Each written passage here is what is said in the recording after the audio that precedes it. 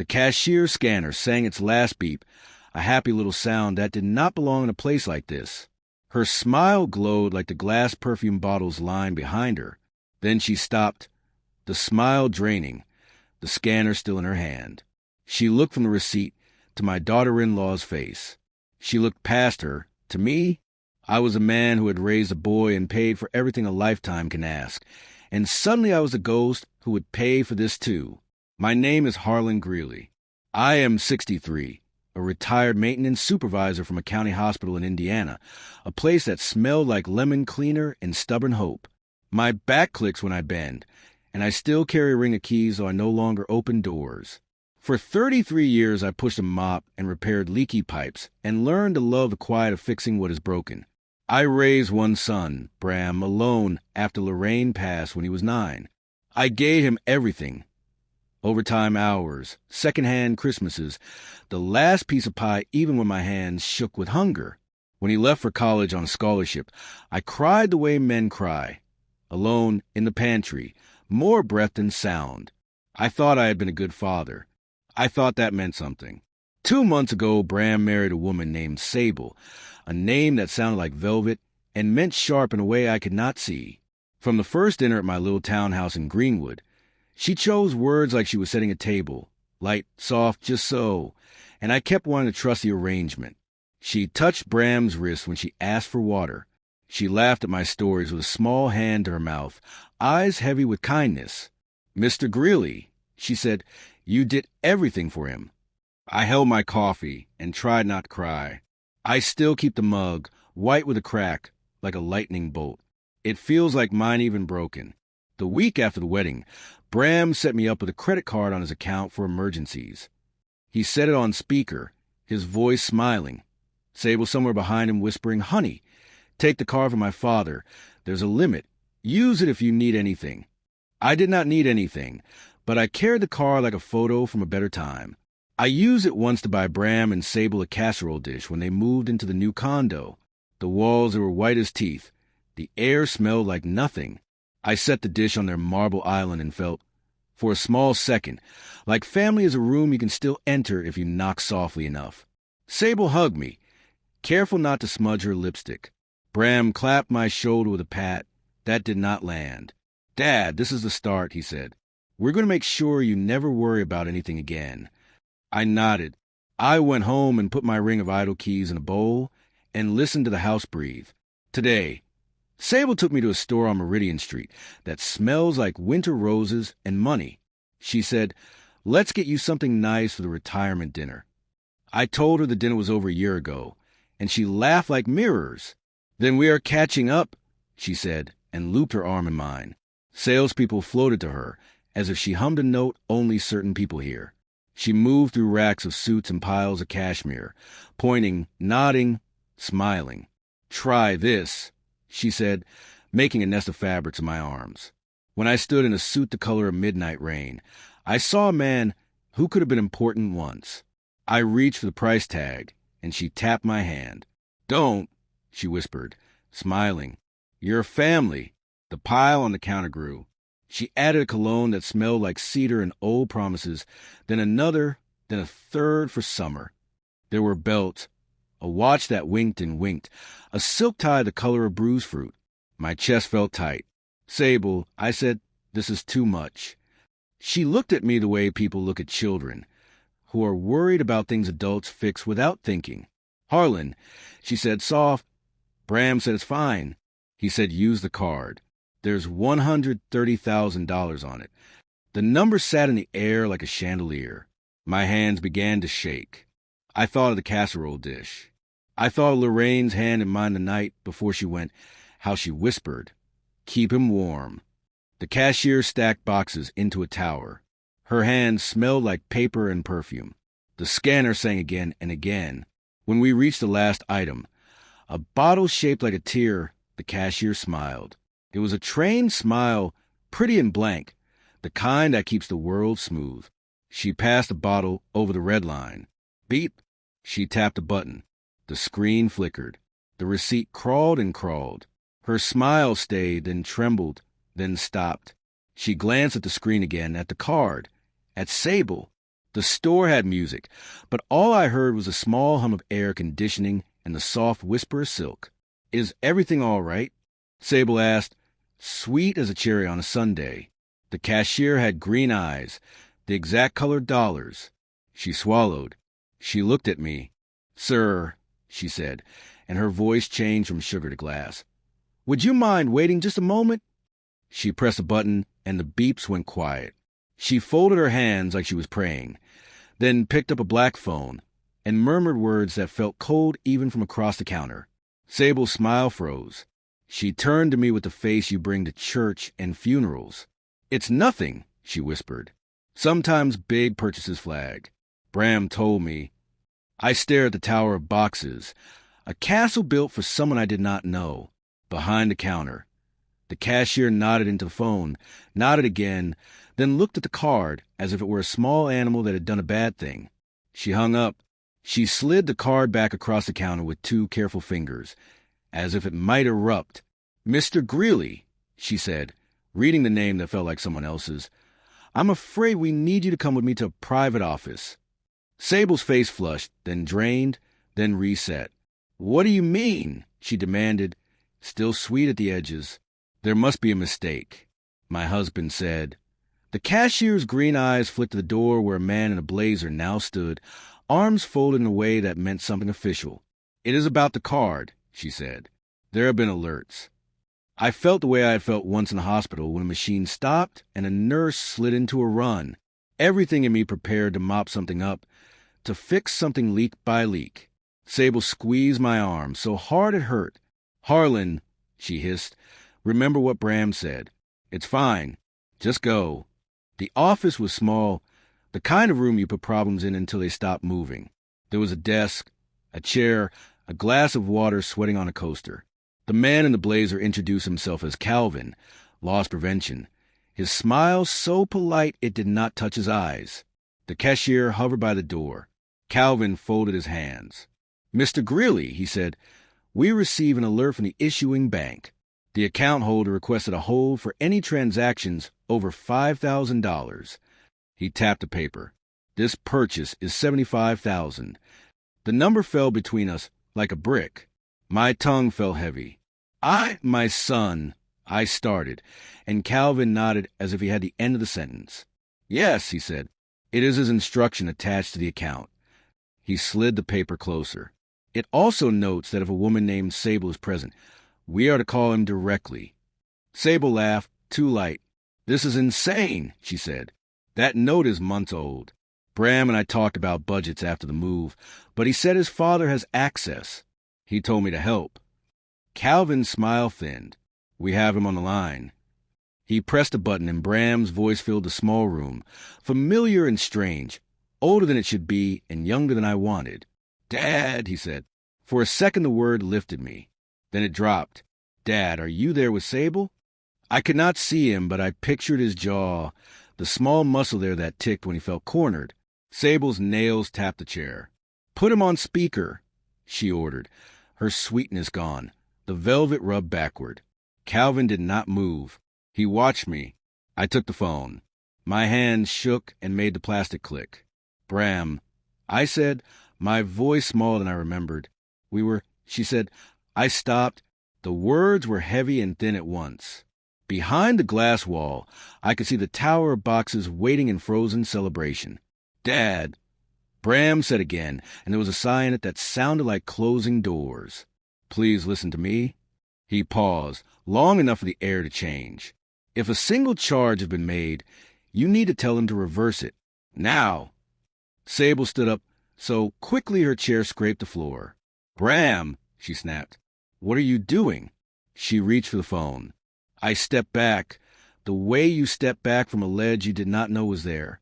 My chest burned. Calvin watched the two of us the way a teacher watches children, who have not learned there is a right way to behave. The cashier's green eyes shone with something like pity. The tower of boxes outside seemed to lean. I remembered Bram at 9, play with a cardboard rocket in our kitchen. The same look of fierce focus on his face. How he asked if gravity was real even when no one believed in it. My mouth tasted like pennies. "Bram," I said, careful, like threading a needle with shaking hands. What do you want me to do? The line was quiet. Then his voice was not my son's voice at all. It was a man's voice, flat and tired. Dad, he said, tell him to void everything. And then the door opened behind us. 2 uniformed officers stepped in, calm as winter. Sable's smile returned, wide and bright and empty. Officers, she said, this is a misunderstanding. Her eyes flicked to me, quick with something I had never seen. The officers nodded to Calvin. One of them, a woman with a neat braid, turned to me and said, Mr. Greeley, we need to ask you a few questions about a series of transactions flagged as potential elder exploitation. The words did not fit together. They sat in the air like broken teeth. Sable stepped closer to me as if to shield or to push. Bram's voice was still in my hand, tinny and far. Dad, he said. Dad, do you hear me? My heart beat a slow alarm. I looked at the card, at the boxes, at the officers. I looked at Sable and saw, finally, the blade inside the velvet. And I realized, with a clarity that made my knees go weak, that I had been preparing my whole life to fix someone else's mess and had forgotten to guard the door of my own house. I closed my fingers around the phone. My voice felt steadier than the rest of me. I hear you, I told my son. The officer with the braid waited, her pen over her notebook, patient as a clock. Sable's hand found my arm and squeezed, a warning dress as care. Calvin's polite smile did not change. The cashier looked away, the way kind people do when something private breaks. I took one breath, then another, the way the respiratory therapist had taught Lorraine. I looked at the officers and opened my mouth to speak. What I said next would decide who paid and who walked away. I don't know what's happening, I said, though I did. My voice cracked, soft and unsure, and the sound of it felt foreign. Sable's fingers tightened around my arm until I could feel her nails through my sleeve. The officers waited, still and professional, eyes darting between us like they could already see the truth written in the air. The cashier stepped back. The perfume bottles behind her shimmered in the light, like witnesses who said nothing. Sir, the officer with the braid said, her voice calm but firm. We just need you to confirm. Did you authorize these purchases? She gestured a mountain of boxes, the $75,000 worth of silk, leather, and lies. I looked at Sable. She smiled, the kind of smile that promised pain if you didn't play along. Yes, I whispered. She told me my son said it was fine. The other officer scribbled something in his notebook. And did your son confirm this? I looked at the phone in my hand. Bram was still on the line. Dad, he said, voice low and heavy. Please, don't say another word. Let them handle it. Handle it. I said, my chest tightening. Handle what? Sable snatched the phone from me, pressing it to her ear. Bram, stop this right now, she shouted, her voice echoing across the store. You said the card was for your father. You said... The officer took the phone gently from her hand, ending the call. That'll be enough, he said. Ma'am, please step aside. Sable glared at him, then turned her fury on me. You've embarrassed me, Harlan. You and your paranoia. This is ridiculous. Her tone was a knife disguised as a whisper. I was doing something nice for you. You'll regret this. Maybe she believed that. For a moment, I almost did too. But when I caught the cashier's green eyes, full of quiet sympathy, something inside me cracked open. I realized I wasn't the fool she thought I was. I was a father who had given too much for too long. The officers escorted us out of the store. Sable's heels clicked sharply on the polished floor, each step like a countdown. Outside, the sky was pale and cold. A few shoppers stopped to watch as the officers spoke to her beside the patrol car. She crossed her arms, lips trembling, not from fear but fury. I sat on a bench near the entrance, my old knees aching. I felt like a man watching the end of life. He didn't know he was still living. Calvin, the store's loss prevention officer, came over and handed me a paper cup of water. You did the right thing, Mr. Greeley, he said softly. The right thing, I repeated, staring at the reflection of the sky in the cup. Doesn't feel like it. She's been on our radar, he continued quietly. We've had similar cases, people using family credit, moving money around. But usually it's hidden. Today, she just got bold. I swallowed hard. You're saying she's done this before? He nodded slightly. We'll know soon enough. I thought about Bram, then his wedding, his first apartment, the way he used to hug me without hesitation. Somewhere along the way, that warmth had turned into distance. Maybe I had pushed too much. Maybe I had given too little. But one thing I had never done was stop loving him. Sable stood across the parking lot now, arguing with the officers, her arms slicing the air. She looked small suddenly, the world too big for her rage. And me, I felt old but lighter somehow. The kind of light that comes after a long cry. That night, the house was too quiet. My chair still smelled like the cologne she'd sprayed on me for the occasion. I sat there, staring at the card on the table. Bram hadn't called. Not yet, but he would. On the television, an old Western played. The kind where the hero walks into the desert alone, no one left to save but himself. I understood that man now. My phone buzzed. Bram's name flashed on the screen. I let it ring once, twice, before I answered. Dad, he said, his voice tight. They've taken her in for questioning. They think she's been moving money from your account to your pension. My pension? I whispered. He sighed. Yeah, I didn't want to believe it. But, Dad, there's over 60,000 missing. The room tilted. My breath came short. How long? Months, he said. Since before the wedding. I closed my eyes. I could see Lorraine's face again. Soft and tired the night she left me alone in this world. I had promised her I'd protect Bram. I never imagined I'd have to protect him from the woman he chose. She said you gave her permission. Bram continued. That it was for renovations. But the paperwork, it's in your name. She forged your signature. My hand clenched around the phone. And you believed her? I asked quietly. He hesitated. I did. I'm sorry, Dad. I wanted to yell. I wanted to throw the phone. Curse the years I'd wasted, the son I'd lost to someone else's poison. But I didn't. I just sat there, listening to the hum of the refrigerator and the sound of my own heart slowing down. Dad, Bram said again, we'll fix this, okay? I'll make it right. I let the silence stretch until it hurt. Then I said, Bram, some things can't be fixed, only learned. When the call ended, I looked at the credit card again. The name embossed in silver caught the light. Harlan Greeley. It was mine. Maybe for the first time, I saw what that meant. I walked to the kitchen, opened the drawer where Lorraine used to keep the scissors, and cut the card clean in half. The sound was sharp, final. Outside, the streetlights flickered on one by one. Somewhere, a dog barked. Somewhere else, my son was realizing who he had married. I poured myself a cup of coffee, black and bitter, and sat by the window until the steam disappeared.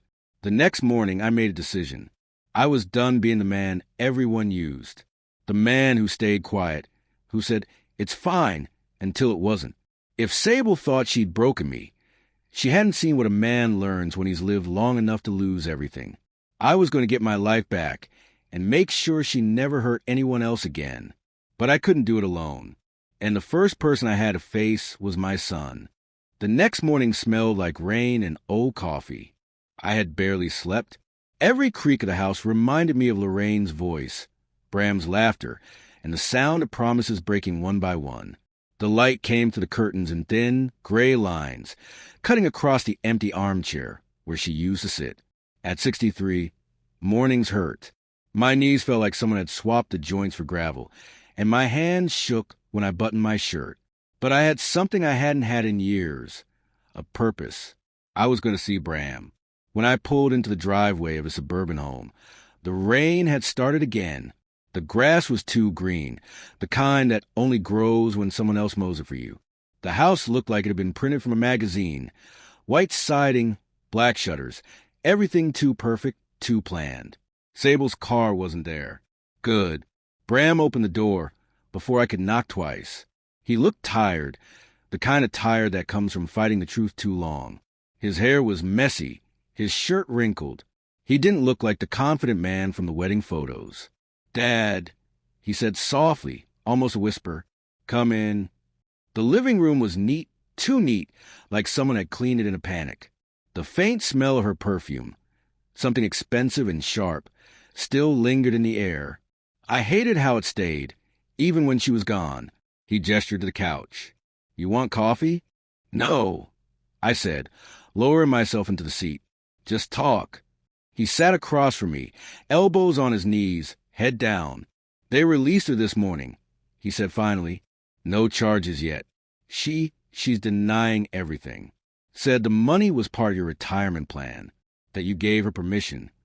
I looked at him hard. And do you believe that? He didn't answer. Bram, I said, leaning forward, my voice steady but cold. She forged my name. She spent my pension. And she tried to make me look like a fool in that store. You know what that is? He swallowed. Fraud. Fraud, I repeated, and betrayal. But what hurts worse is that you let it happen. He looked up then, eyes glistening. Dad, I thought, she said you were forgetful, that you'd given her cash before. She made it sound like you wanted her to handle your money because you didn't trust yourself anymore. I laughed, sharp and bitter. Didn't trust myself? Son, I built your life out of double shifts and cheap coffee. I worked through pneumonia so you could have braces.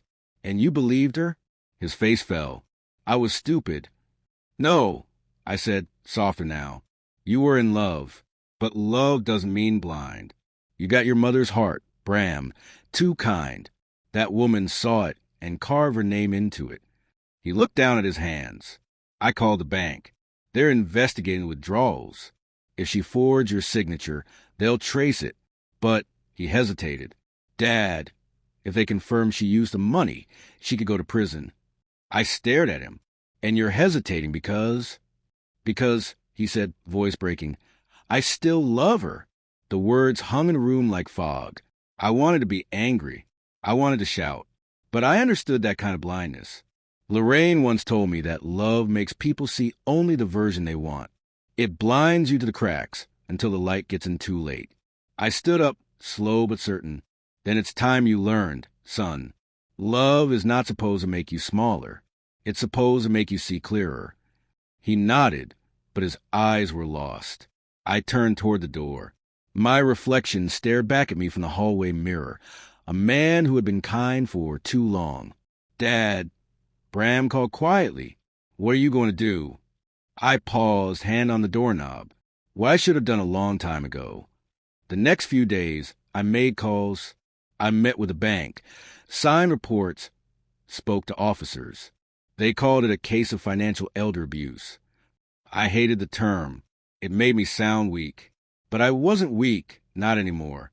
I spent evenings sorting through boxes of old papers, receipts, Lorraine's letters. She had written one a few months before she passed. I found it tucked inside a photo album. The ink was faint, but her words still had weight. If Bram ever forgets who he is, remind him gently. But if he ever forgets who you are, remind him loudly. I read it twice, then again, until my eyes burned. That night, I decided I wouldn't just sit back and let the world fix it for me. I had a plan, a quiet one, something Sable would never see coming.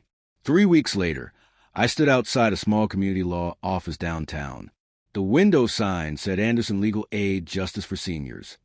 Inside, a woman in her 40s with short auburn hair greeted me with a smile. You must be Mr. Greeley, she said. I'm Jenna Anderson. We spoke on the phone. Her office smelled like paper and peppermint tea. I handed her the folder of documents I'd gathered. She took everything. I said, my pension, my savings, even tried to run up my son's credit. I don't want pity, Miss Anderson. I want her stopped. Jenna nodded. You came to the right place. We spent 2 hours going over everything. The forged documents, the receipts, the card statements. When she was done, she sat back and said, Mr. Greeley, we can pursue this.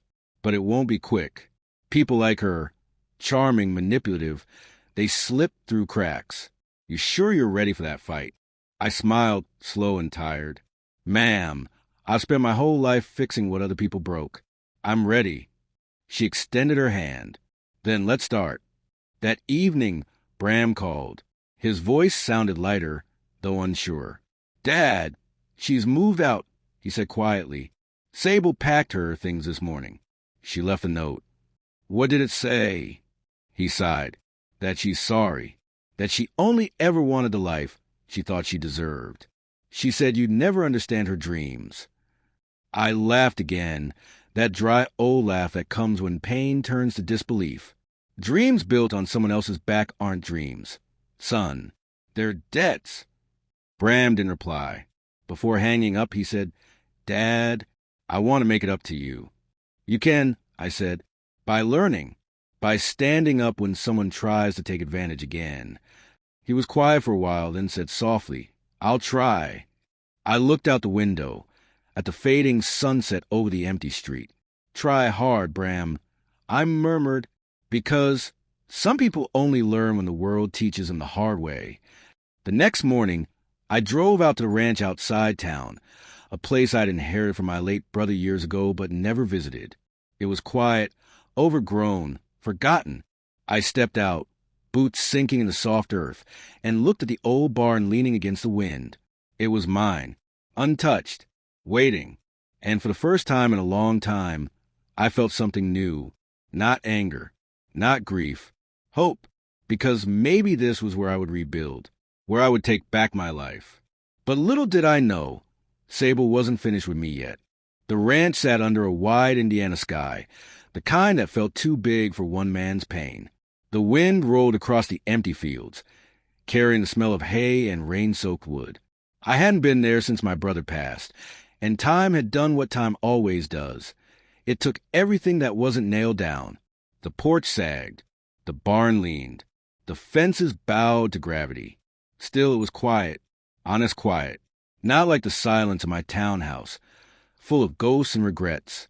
This was the kind of silence that waits for work boots and hammer strikes. I could breathe here. I spent the next few days cleaning, mending fences, burning old brush. At night, I'd sit on the porch with a cup of instant coffee and listen to the crickets sing their small, patient song. My body ached, but my heart began to settle. Then one evening, just as the sun dipped low, a car turned into the dirt road. The tires crunched over gravel. I stood, squinting into the dying light. A silver sedan rolled up, and when the door opened, I felt my stomach drop. Sable stepped out. She wore sunglasses though the sky was dim, her blonde hair pinned neatly, like she was still trying to look expensive in a place that didn't care. In her hand, she held a white envelope. "Hello, Harlan," she said, voice too calm. I didn't move. "You got a lot of nerve showing up here." She smiled, small, practiced. "I came to apologize. People who mean that don't arrive in heels," I said. She sighed and took off her sunglasses. Her eyes looked tired. Not soft, just tired, like someone who'd run out of excuses. "I made mistakes," she said. "I was scared. The bills, the wedding. Bram didn't tell you, but he's in debt. Credit cards, loans. I thought I could fix it." "By stealing from me?" She flinched. "It wasn't supposed to be like that." The wind picked up, tugging at her hair. Behind her, the sky bruised into purple. "Bram's a grown man," I said. "He'll figure his life out. But you don't get to use my name again." She stepped closer. "Harlan, please. I lost everything. The house, the car. Bram won't talk to me. He froze the joint accounts." Her voice cracked, and for a second, she almost sounded human. "I'm just asking for a little help. I know you have savings." There it was, the real reason she came. I laughed quietly. "You think I'm that stupid?" Her face hardened. "You owe me, you old fool. If it weren't for me, Bram wouldn't have moved up at his firm. I made him who he is." "No," I said, my voice low, steady. "I made him who he is. You just taught him what betrayal looks like." Her lips thinned. "You'll regret this." I took a slow step forward until we were eye to eye. "I've already lived through worse, Sable. You can't scare a man who's already buried everything he loves." She looked at me for a long time, her face cold and unreadable. Then she thrust the envelope into my chest. "Fine," she said. "Keep your money. but you might want to read what's inside." She turned, her heels clicking against the gravel as she walked back to the car. The engine roared to life, and in seconds, she was gone, swallowed by the dust and distance. I looked down at the envelope. My name was written across it in her looping handwriting. Inside was a single piece of paper, a bank statement, my pension account, and at the bottom, a new transaction dated just a week ago. $25,000 withdrawn. Location, Greenwood Community Bank. My chest went cold. That account had been frozen. I'd spoken to the bank myself. Someone had reopened it. And not just anyone, someone with my ID. The next morning, I drove to Greenwood. The clerk at the bank recognized me immediately. "Mr. Greeley," she said with a polite smile. "You were just here last week." I frowned. "No, I wasn't." She blinked. "You sure?" "You presented your ID. Signed the forms. We even had a short chat about your son." My stomach dropped. What did I say? She hesitated, uneasy now. "You said you were transferring funds to help your daughter-in-law." "Sable." The room tilted. I gripped the counter. "Can you show me the footage?" She looked around, lowered her voice. "I'm not supposed to, but come with me." We stepped into a small office where she pulled up the security video. Grainy footage flickered onto the screen. There I was, or someone who looked like me. Same clothes, same hat, same glasses, but the movements were wrong. Too smooth, too quick. The man smiled, joked with the teller, then signed the withdrawal slip. The signature was perfect. "Mr. Greeley." The clerk said softly, "That's you." "No." I whispered, "That's her." That night, I sat in the dark of the ranch house. The video still burned into my mind. She'd done it again, smarter this time. And Bram, he would hear about it soon. She'd twist it, make it sound like I was losing my mind, that I'd taken the money myself. I could already hear her voice. "He's getting confused again, Bram. You know how he gets." But she didn't understand. She'd played her last card, because I wasn't alone anymore. I had the law on my side. I had Jenna, the lawyer who believed in me, and I had proof. I picked up the phone and called her. "She's still moving money," I said. This time she's pretending to be me. Jenna's tone sharpened. "Then it's identity fraud. That's a felony, Harlan. We can nail her with that." I exhaled, the first real breath in days. Good, because she's not stopping until someone stops her. 2 days later, I met Bram again, this time at a diner just off I-65. He looked better, clearer, but when I slid the bank statement across the table, his face drained of color. "She came back," he whispered. "She never left," I said. "She's pretending to be me now." He rubbed his temples. "Dad, I don't understand how she keeps getting away with this." "Because she thinks we'll stay quiet," I said. "But not this time." He looked up, eyes filled with guilt. "I'll testify, Dad. I'll tell them everything." For the first time in months, I believed him. We sat in silence for a while, the hum of the diner filling the space between us. Then Bram said something I didn't expect. "Dad, when this is over, will you come stay with me? Just for a while." I smiled. "We'll see, son. Let's win this fight first." But as we stood to leave, the waitress hurried over, holding a small folded napkin. "Sir," she said, "a lady left this for you when she paid for your coffee." I unfolded it. There, in neat cursive, were 6 words that made my blood run cold. "You think you're safe out there?" Sable wasn't just after money anymore. She was after me. The napkin trembled in my hand. 6 words. No threat, no signature, just a promise. "You think you're safe out there?" The waitress lingered, watching me. "She left about 5 minutes ago," she said. Blonde, nice clothes, drove off in a silver sedan. Bram stood beside me, his fists clenched. "She's following you." "Looks that way," I said, folding the napkin and slipping it into my pocket. "But she's getting sloppy." He frowned. "Dad, we should call the police." "Already did," I said. "Jenna filed a report this morning. They're tracing the withdrawal. But now we've got something else, harassment. She's trying to rattle me." He nodded, but his jaw stayed tight. "You can't stay at the ranch alone." Come to my place. I shook my head. If she's watching, she'll follow. I won't drag this into your home. Then at least let me stay there with you. I smiled faintly. Son, you've got a job, a life. Let me handle this my way. He wanted to argue, but something in my voice stopped him. He looked at me, really looked. And I think for the first time he saw not the old man who raised him, but the man who couldn't be broken. That night, the ranch felt different. The silence wasn't peace anymore. It was waiting. The wind pushed at the old barn door, making it creak like a whisper. I double-checked the locks, turned off the lights, and sat by the window with a flashlight and my old thermos of coffee. I wasn't scared. I was ready. Around midnight, headlights swept across the yard. A car idled near the gate, engine humming low. I stayed still, watching through the thin curtains. Then I saw her. Sable stepped out, her silhouette framed by the car's light. She was holding something, a folder, maybe papers. She walked to the fence and stood there, staring at the house. For a long time, neither of us moved. The night stretched heavy and slow. Then she raised her hand and waved. Not a threat, just a wave, like neighbors passing each other on a morning walk. Then she turned and got back in the car. The taillights vanished into the dark. I didn't sleep after that. In the morning, I called Jenna. She was here, I told her. Middle of the night. Jenna's tone hardened. We're close, Harlan. The bank confirmed the signature was forged. They've matched her handwriting. But if she's coming around in person, you need to be careful.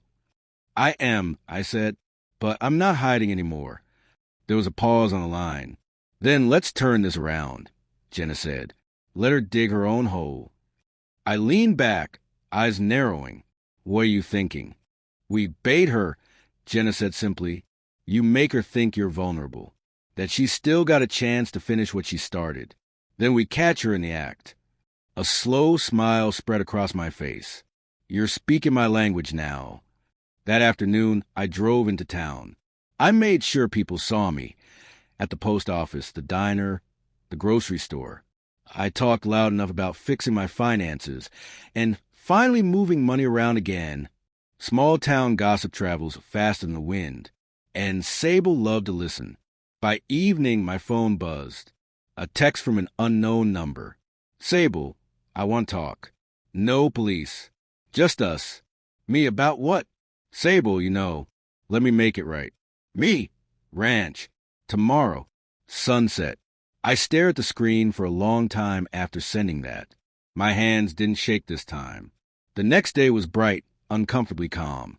I set up a camera near the porch, hidden beneath a flower pot.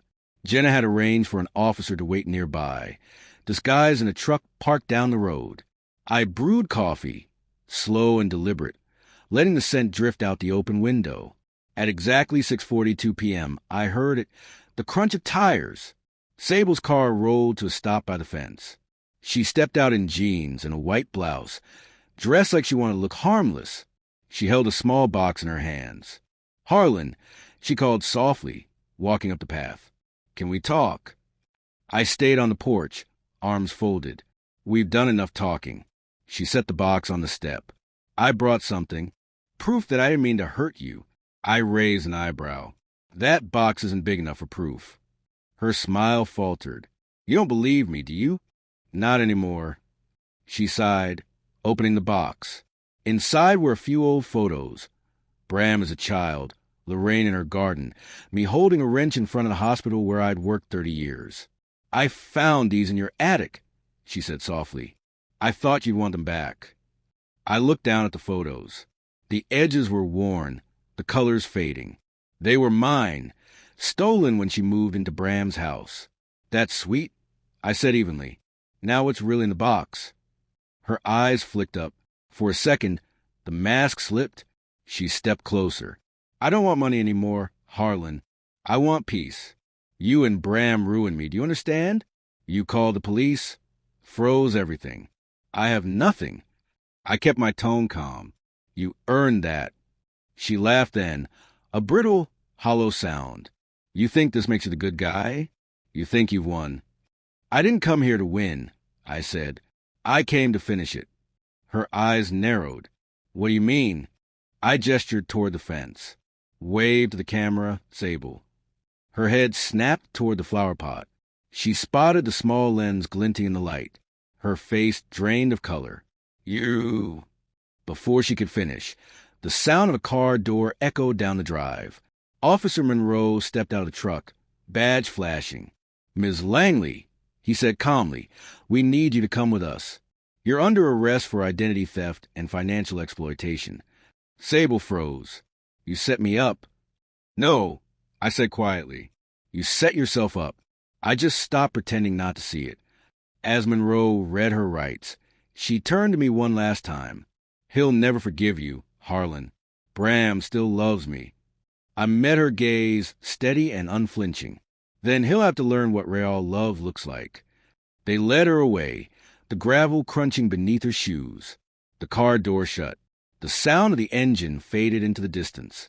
And for the first time in years, the ranch was truly quiet. That night, I sat on the porch again. The stars stretched endless above me, and somewhere far off, a coyote called. My hand still shook, but not from fear. Bram called just after midnight. Dad, he said, his voice thick. They called me from the station. She's really gone. She's gone, I said softly. Silence. Then, I'm sorry for everything. I know, I said. We both learned the hard way. He hesitated. What are you going to do now? I looked out across the dark fields. Build something new. Maybe for me this time. He laughed quietly. You deserve that. Maybe you'll come help me fix up the barn. I said. I'd like that, he replied. The line went quiet for a moment. Then he said, Dad, thanks for not giving up on me. I smiled. That's what fathers do. The wind shifted. The crickets sang again. The porch light buzzed softly. For the first time in a long time, I felt it. Peace. Real, solid peace. But somewhere deep down, I knew this wasn't the end. Because in the world we live in, the past never goes quietly. And neither did Sable. 2 weeks passed. The sky over Greenwood turned from summer gold to the faint gray of early fall. The mornings came cooler now, crisp enough to sting the lungs, and the fields around the ranch began to brown. I split my days between fixing the barn roof and working with Jenna's office, finalizing the charges against Sable. Bram visited on Sundays. We repaired the old fence together, sharing silence more than words. It was an honest quiet, a rebuilding kind. Sometimes I caught him looking at me with guilt shadowing his eyes, and every time I said the same thing. We're good, son. We're learning. But peace, I've learned, is fragile. It never stays long enough to unpack its bags. It started with a letter. No return address, no stamp. Just my name in thin, shaky handwriting.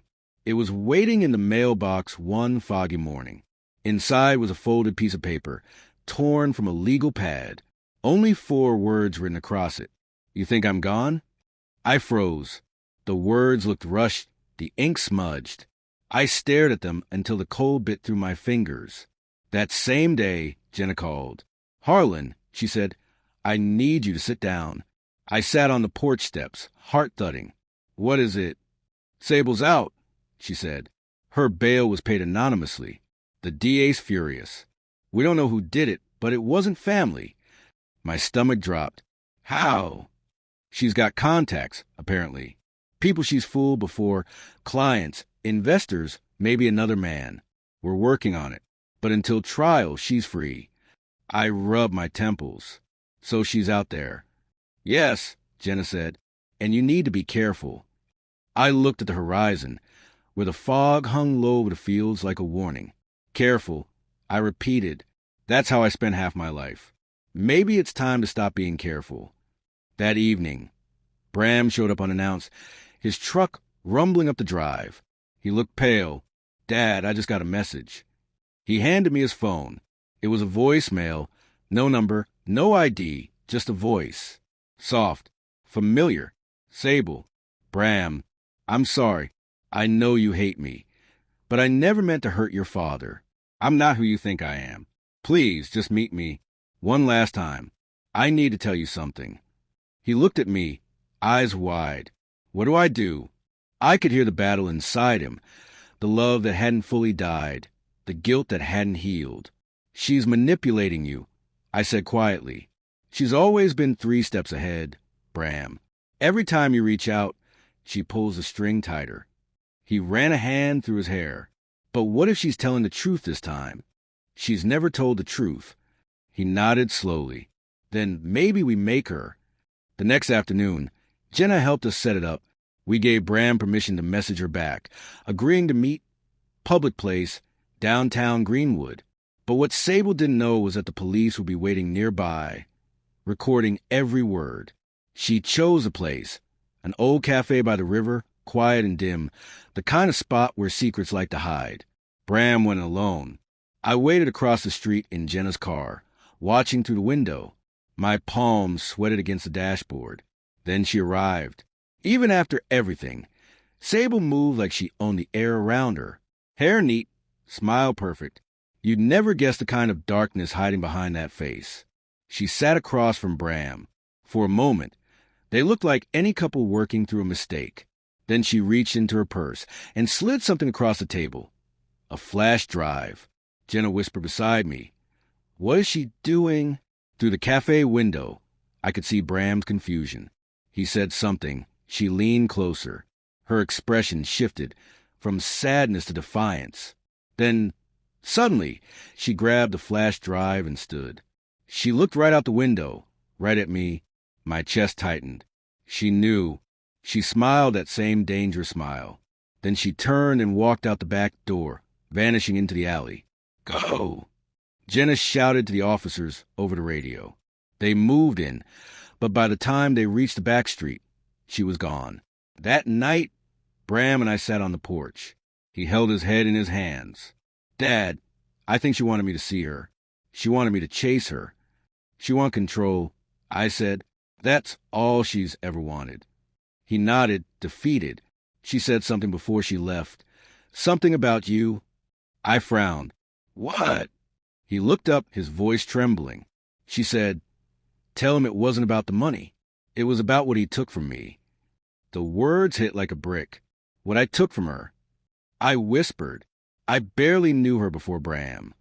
But something in the way she said it, through Bram's shaken retelling, didn't sound like a lie.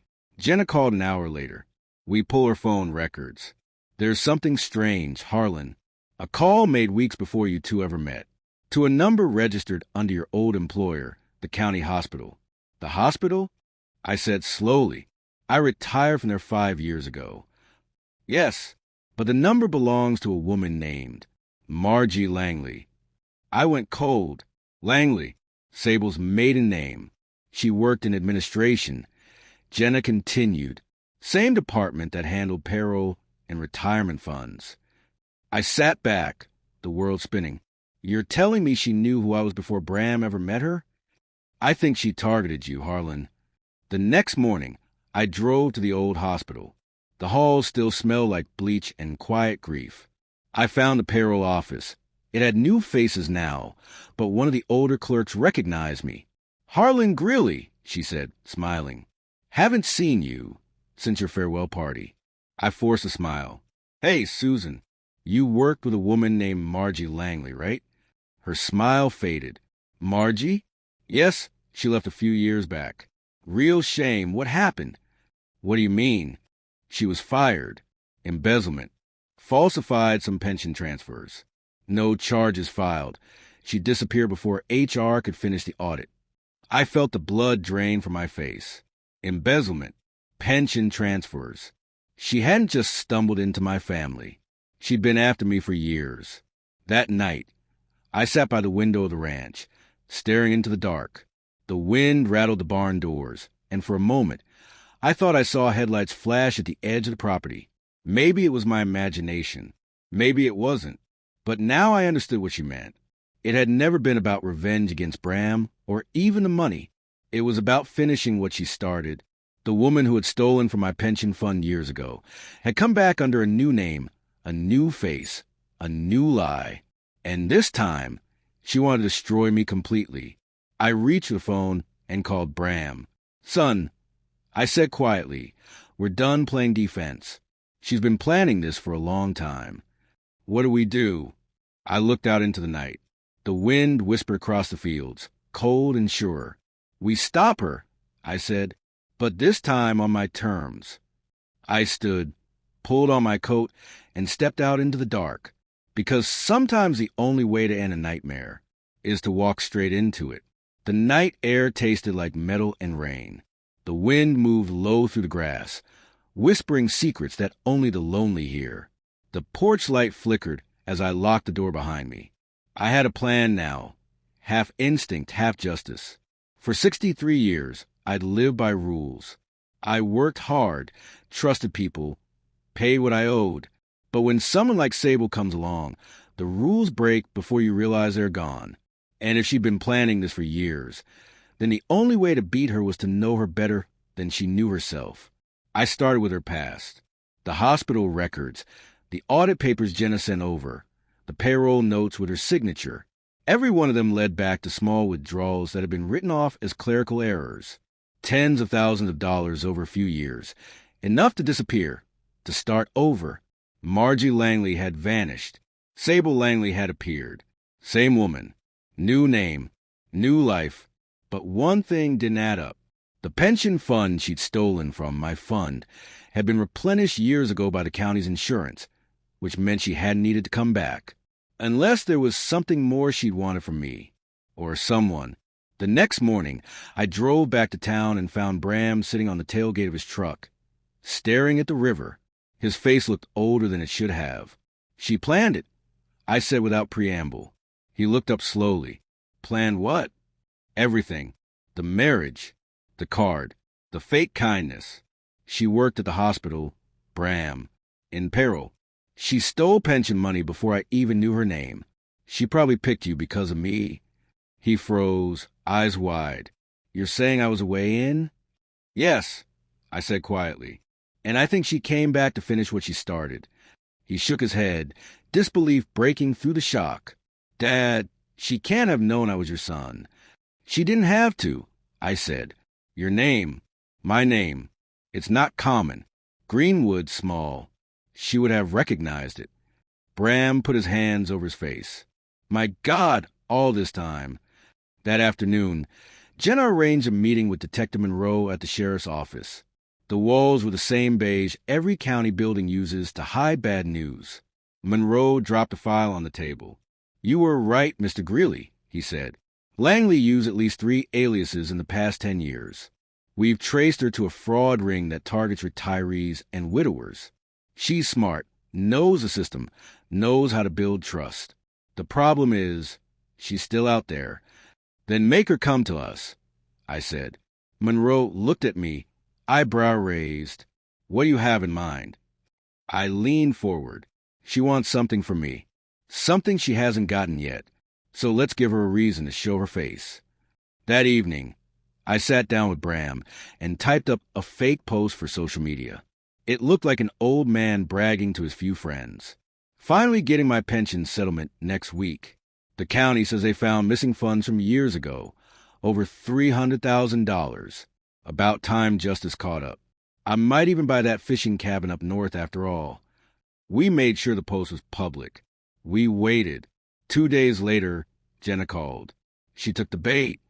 The message came through Bram's phone first. "Sable, tell your father I'm ready to make peace. I want to return what's his. One last meeting. No police. Please." Bram forwarded it to me without hesitation. I stared at the screen for a long time. "She's cornered," I said. "When people like her start talking about peace, it means they're scared. Or planning something," Jenna warned. "Be ready for both." We set the meeting at dusk, down by the old county bridge that crossed the river, a place halfway between town and nowhere. The police would wait out of sight, recording from a van across the bend. I wore my old hospital jacket and brought the same thermos I'd had since Lorraine's last Christmas. When I got there, Sable was already waiting. She leaned against her car, hair pulled back, wind pushing strands across her face. She looked thinner, sharper. "Harlan," she said softly, "you came." "Of course," I said. "You wanted to make peace." She smiled, that same gentle, poisonous smile. You always were the calm one. Bram was so full of fire. But you watch. You wait. I didn't respond. She stepped closer. You were supposed to understand me, you know. You and I were the same. We both spent our lives being used. Forgotten. You fix things for everyone. But who fixed you, Harlan? I never needed fixing, I said. Yes, you did, she whispered. Lorraine left you too early. Your son grew up and forgot you. You were easy prey. I didn't come for money this time. I came for recognition. I frowned. Recognition? She nodded slowly, eyes glinting. You exposed me years ago at the hospital. You don't remember, but it was you who filed a complaint that got me fired. You cost me everything. It hit me then. The missing pension reports. The anonymous notes I'd sent to HR before I retired. I had flagged the irregularities. I just never knew who was behind them. It was you, she said, voice trembling with fury. You buried me. I wanted you to feel what I felt. Watch your world burn from the inside. I stared at her, suddenly seeing not the manipulator, but the broken girl beneath the lies.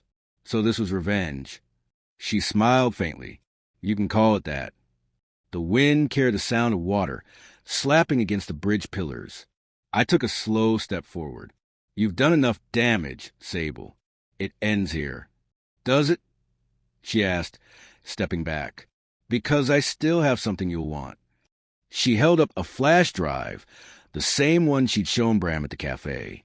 It's proof, she said, of every penny, every account, every move I made.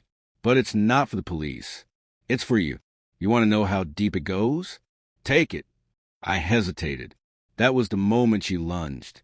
Her other hand came from behind her back, a glint of metal catching the dying light. A small knife, sharp and shaking. She didn't reach me.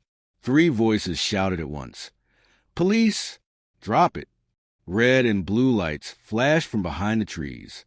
Officers swarmed, guns raised. Sable froze, eyes wide, then dropped the blade. As they cuffed her, she turned to me, voice shaking but still sharp. You think you've won, Harlan? You'll still lose him. Bram will always see the part of me you couldn't destroy. I met her gaze, calm and steady. No, Sable. He'll remember the part of me you couldn't. They took her away. The trial lasted 6 months. The flash drive turned out to be the final nail. Records, transactions, everything. She'd stolen from at least 8 people over 15 years. She pled guilty to avoid a longer sentence. The day the verdict came, Bram and I stood outside the courthouse. He looked at me with that same boyish grief I'd seen when he was 9 and dropped his mother's lock in the lake. She's gone for good, he said quietly. She was gone a long time ago. I replied. He nodded. You know, Dad, she was right about one thing. I raised an eyebrow. What's that? He smiled faintly. You do wait. You watch. But when you finally act, there's no stopping you. I laughed. A sound I hadn't made in years. Guess I picked that up from your mother. We drove back to the ranch that night. The stars were bright, the wind still, the porch light steady for once. As we sat there, Bram handed me something, a folded napkin, the same one Sable had left in the diner weeks ago. You kept it? I asked. He nodded. You should see how far you've come. I looked at the words. You think you're safe out there? And smiled. Yes, I whispered. I think I finally am. The moon climbed higher, silvering the fields. The crickets started their song again. Somewhere an old barn door creaked, and I thought maybe Lorraine was listening, proud and quiet, because after all the years of loss and betrayal, something inside me had finally been restored. Not the money, not the pride, the peace of knowing I had lived right, even when the world didn't. But the past never really disappears. And 1 month later, a letter would arrive that would change everything once again. It arrived on a Monday morning. The kind of quiet, cloud-heavy morning when even the coffee tastes slow. I found the letter wedged in the old metal mailbox by the gate. The paper already damp with dew. No return address. No postmark. Just my name written in a hand I didn't recognize. Steady, careful, deliberate. At first, I thought it might be from the bank, or maybe a friend from the hospital days. But when I tore the flap open, a small photograph slipped out and fell to the ground. It was a picture of Bram. He was standing in front of a cafe I didn't recognize, smiling at someone behind the camera. The photo looked recent. Too recent. I turned it over. On the back, in thin blue ink, someone had written 3 words. He wasn't alone. My stomach tightened. I looked back into the envelope. Inside was a folded sheet of paper. Typewritten, no signature. Harlan, you think this story is over, but you never looked deep enough. Sable didn't act alone. There's someone else, someone closer than you think. She had help setting up the accounts. She had access she could never have had by herself. Ask your son about the new job. Ask him who gave her your financial details. Ask him why she was always so confident. She told you she loved him. She told him she loved you. They both believed her. A friend. I read it twice, then a third time. My hands began to shake. The world around me suddenly felt smaller. The wind too still. The ranch too quiet. Was it a lie? A manipulation from someone trying to twist the knife Sable had already left behind? Or was it the final truth, the one she'd hinted at, that she'd never acted alone? I thought of the night she'd said, "He'll always see the part of me you couldn't destroy." I thought of Bram's voice when he told me she'd reached out one last time. The hesitation. The guilt. Had she really fooled him again? Or had he helped her? I drove into town. The sky had turned the color of steel. Bram was at the construction site where he worked, clipboard in hand, talking to one of his crewmen. He looked up when he saw me. "Dad, you okay?" I held out the envelope. "You tell me." He took it, confusion tightening his brow. He read the note once, then again, and I watched the color drain from his face. "Dad, this isn't true," he said. "I didn't help her." "Then how did she get my information?" I asked quietly. He froze. I took a step closer. The bank, the pension account, the address to the ranch. She couldn't have done that from the outside, Bram. She needed someone with access. "Dad, listen," he said quickly, panic seeping in. She told me she was fixing your finances. She said you'd messed up some paperwork years ago, and I gave her your pension statement. Just one. That's all." The air left my chest like a punch. "You gave it to her?" His voice broke. I didn't know what she was doing. I thought I was helping. I turned away, the wind whipping to the half-built scaffold behind us. My heart pounded in my ears. "You didn't ask me first," I said quietly. He stepped closer. "Dad, please." After everything she'd already done, you still believed her. "I wanted to fix things," he said, his voice cracking. "After the store, after the arrest, I wanted her to see I could make things right. She said she'd turn herself in if I helped her one last time." I stared at him. "And you believe that?" He nodded, eyes wet. I was stupid. I thought love meant saving her. "No," I said softly, voice trembling. "Love means learning from what broke you." That night, I couldn't sleep.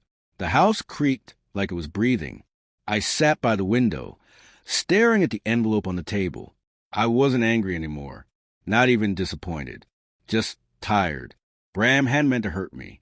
He'd been used again, his heart too soft, his guilt too loud. He'd become the perfect mark. Just like me. I thought about Lorraine then, about how she used to say that forgiveness wasn't weakness. It was a kind of strength people mistake for surrender. Maybe she was right. The next morning, I called Jenna and told her everything. The letter, the photo, the confession. She was silent for a moment. Then she said, "Harlan, you did what any father would. You protected him. Now it's time to protect yourself." A week later, Bram came to the ranch. He didn't bring excuses this time, just an old wooden box. "What's that?" I asked. He placed it on the porch railing. Inside were all the documents from my pension, every photo of Sable, every record he'd kept from their marriage. "I want to let it all go," he said. "All of it." I nodded slowly. "Then burn it." He looked at me, surprised. "Go on." I said, "Let's finish this right." We built a small fire pit behind the barn. The papers curled and blackened, smoke rising and thin, twisting ribbons. Bram watched in silence. When the last page turned to ash, he said quietly, "Do you think I'll ever stop hating myself for it?" I put a hand on his shoulder. "Maybe not, but you'll learn to live with the lesson. That's all forgiveness really is." He nodded, eyes on the flames. We stood there until the fire burned down to embers. The smoke rose and drifted toward the open fields, disappearing into the evening sky. Months passed. The ranch began to heal the way old things do, slowly, beautifully. Bram helped me rebuild the barn roof, and I planted a new row of saplings where the fence had fallen. Sometimes I still thought of Sable, not with anger anymore, but with a strange kind of pity. Some people are born empty and spend their lives trying to fill the hole with other people's light. But she never understood, you can't steal peace. You can only earn it. One evening, as the sun dipped behind the hills, I found the last piece of the letter tucked beneath the box Bram had brought. A small scrap of paper I hadn't noticed before. It wasn't typed. It was handwritten, faint and almost faded. "You did the right thing, Harlan. Some debts can't be paid with money. Only courage. L." I sat there for a long time, holding that scrap of paper. The wind moved through the trees like a sigh. Maybe it was a coincidence. Maybe it wasn't. But I chose to believe it was Lorraine. Because for the first time since she left, I felt her again, not as a memory, but as a presence. I folded the note, slipped it into my pocket, and looked out across the ranch. The fences straight, the roof solid, the sky painted with gold. After a lifetime of fixing what others broke, I'd finally repaired the one thing I thought was beyond saving. Myself. When life knocks you down, remember, peace isn't something people give you. It's something you build, piece by piece, from the wreckage of what they try to destroy. Harlan's story is more than a tale of betrayal. It's proof that quiet strength always outlasts loud deceit. No matter your age, your losses, or your pain, it's never too late to stand up, rebuild, and live on your own terms. When life knocks you down, remember, peace isn't something people give you. It's something you build, piece by piece, from the wreckage of what they try to destroy. Harlan's story is more than a tale of betrayal. It's proof that quiet strength always outlasts loud deceit. No matter your age, your losses, or your pain, it's never too late to stand up, rebuild, and live on your own terms. If this story moved you, don't let it end here. Hit subscribe, tap the notification bell, and share this video with someone who needs to remember their worth. Your support helps bring more powerful, emotional stories like this one to life. Stories that remind us that love, forgiveness, and courage are never out of reach. This is Harlan's journey, but it could be yours too. Subscribe today and never forget, redemption has no age limit.